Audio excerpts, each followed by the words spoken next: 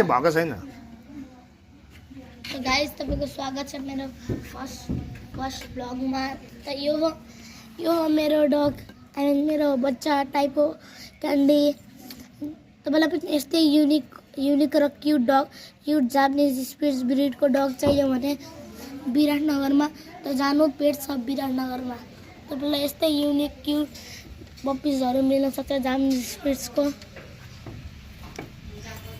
त हाम्रो क्यान्डी अलिकति युनिक छ, तर हाम्रो क्यान्डीको आँखामा अलिअलि हेर्नु तपाईँ, अनि उसको कान पनि हेर्नु, एउटा कान ऊ त्यो तपाईँ हेर्न सक्नुहुन्छ।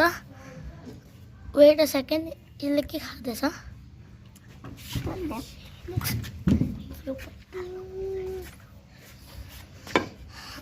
ओके, त हामी यसको घरको ट्युटोरियल लिने भएका छौँ। त चलो।